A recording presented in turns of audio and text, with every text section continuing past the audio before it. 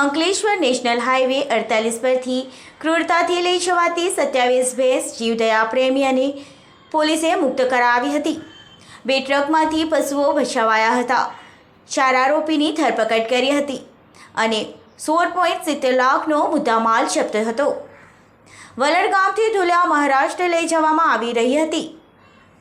ભરૂચના વલણ ગામ ખાતેથી ક્રૂરતાપૂર્વક ભેંસ કોઈપણ જાતના પાણી કે ખોરાકની વ્યવસ્થા વગર ખીચોખીચ ભરીને લઈ જવામાં આવી રહી હોવાની ચોક્કસ માહિતી જીવદયા પ્રેમી આશિષ સોની અને એના મિત્રને મળતા તેઓ ભેંસને મુક્ત કરવા માટે પીછો કર્યો હતો અને આ અંગે 100 નંબર પર જાણ કરતા અંકલેશ્વર બી ડિવિઝન પોલીસની ટીમ પણ એક્ટિવ થઈ રાજપીપળા ચોકડી વર્ષા હોટલ પાસે વોચ ગોઠવી હતી।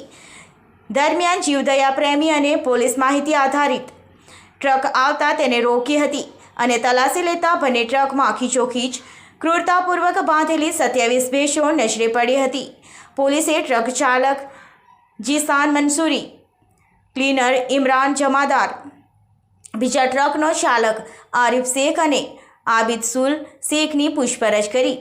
આરોપી પાસે પશુની હેરાફેરી માટે કોઈ કાયદેસરના દસ્તાવેજો મળ્યા ન હતા। પોલીસે ચારેય આરોપીની ધરપકડ કરી છે। તેમની પાસેથી રૂપિયા 2.70 લાખની કિંમતની 27 ભેંસ અને રૂપિયા 14 લાખની 2 ટ્રકો મળી કુલ કિંમત રૂપિયા 16.70 લાખનો મુદ્દામાલ જપ્ત કર્યો છે।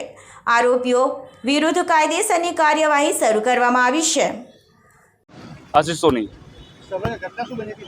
ઘટના બધી બની હતી કે વલણ ગામથી એક આમ નાગરિકે મને ઇન્ફોર્મેશન આપી હતી કે એકના ઉપર એક ભેંસો ભરી હતી અનલીગલ તરીકેથી, જેનાથી પશુઓને નુકસાન થાય એ રીતે વલણ ગામથી અને ધુલિયા ગામ મહારાષ્ટ્ર જવાની હતી।